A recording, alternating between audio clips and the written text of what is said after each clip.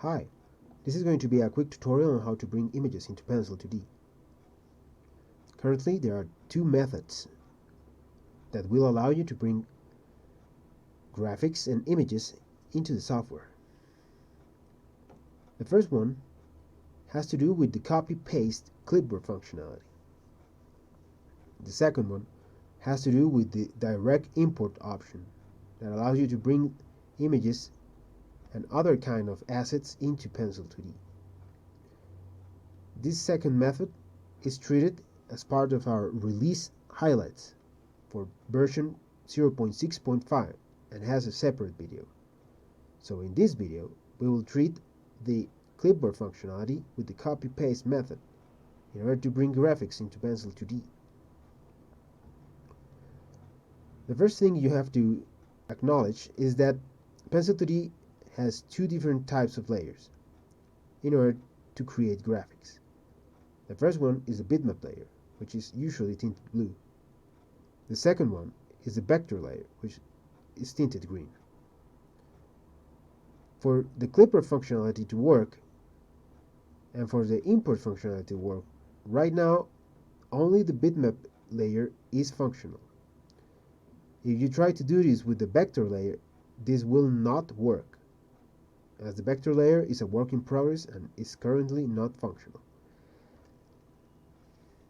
For now, I'm going to use 4 different free or open source software applications to showcase how to copy and paste images between one software to the other.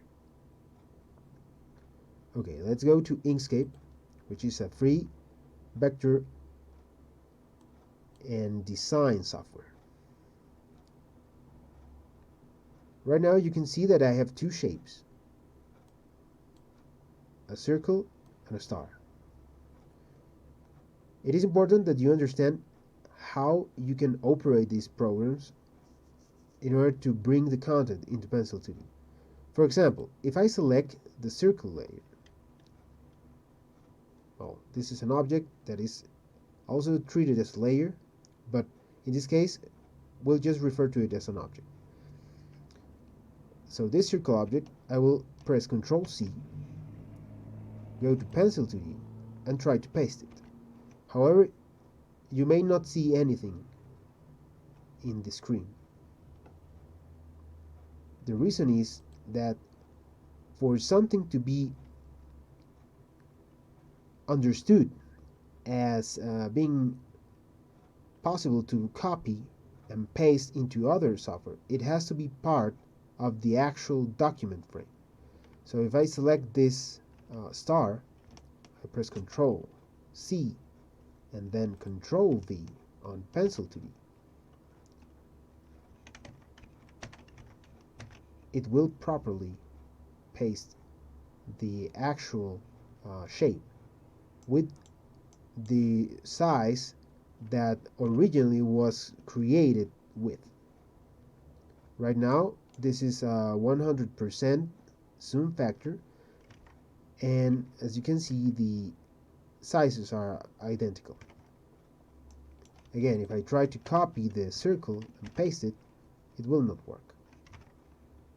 In this case, it only works because this star is inside the document for Inkscape. Okay, I pasted it again, and I can create any kind of artwork. For example, if I want to use the spiral, in case you want to trace or animate to a spiral motion, just copy, and once you are in place, just paste it. Take note that right now I'm pasting to a bitmap layer, so anything that I paste over any other object will be merged together. So if I try to erase this, for example, they're just pixels or part of the same image. In that sense, it's important that whenever you're trying to work with different kind of objects, just create one layer for each new object that you plan to paste, even if it's a temporary layer. That way you will be able to manage and move all the elements that you need without any kind of issue. Alright, now I'm going to use Krita, a well-known bitmap digital painting software that is also open source. In this case, I've chosen to create some brush strokes that would currently be impossible to create in Pencil2D. Once I create a selection, it can be any kind of selection, but rectangular selections are usually useful in this case. Once I do that, if I Control C and then go to Pencil2D and paste, you can see that it immediately pasted the content. Now, from the previous software and this one, you may notice something. Pencil2D is always getting this content relative to the center of the actual canvas. And this might be something that you need to be aware of, because every time that you paste something, it will be always in this place. It doesn't matter which layer you choose, it will always try to accommodate it on the center of the canvas. This is important because there's also another way in which you can try to paste your artwork. For example, I pasted it here once, but I'm just gonna delete it, right? Now the selection is still going, and what I can do is take the selection tool and drag the actual selection to a more sensible place.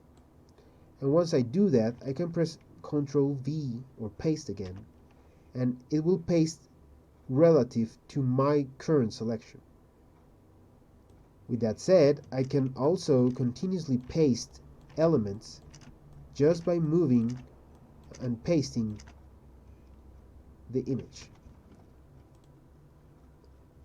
This can be very useful for creating patterns that would otherwise be impossible to create in Pencil2D.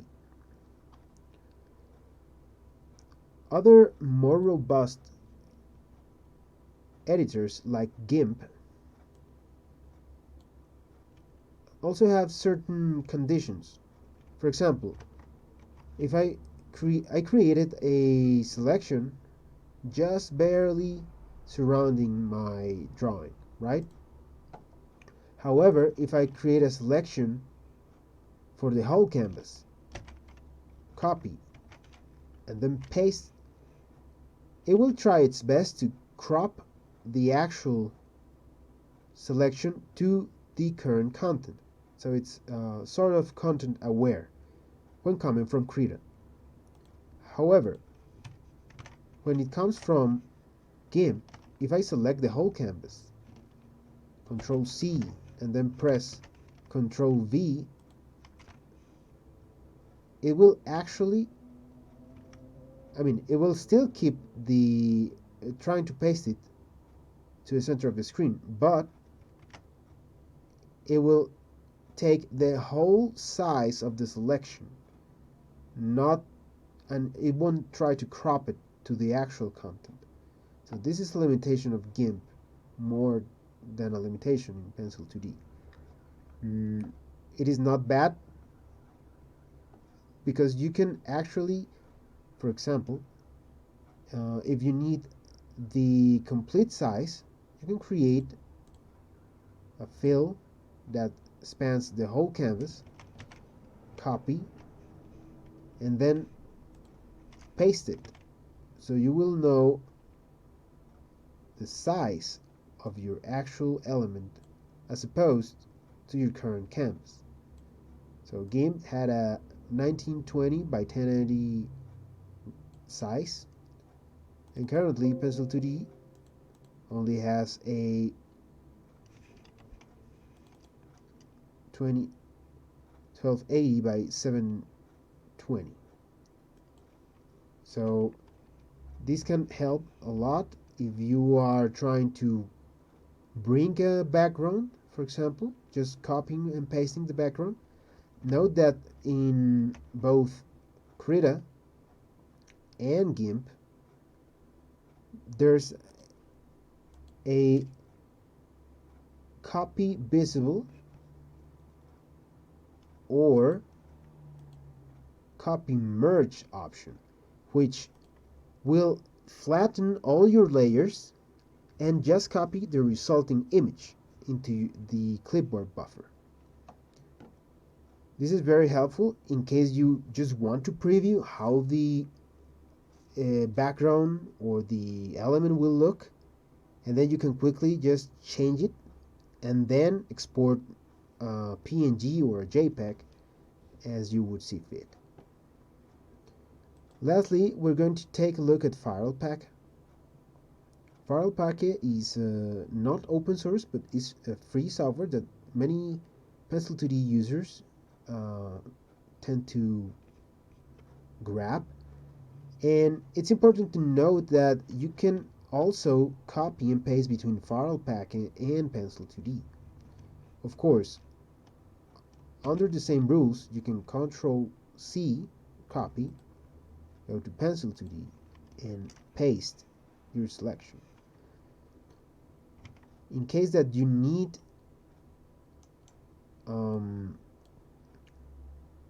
more precise positioning, it is always recommended in any program that you always work with the same size for the canvas as you're working with the size of your camera.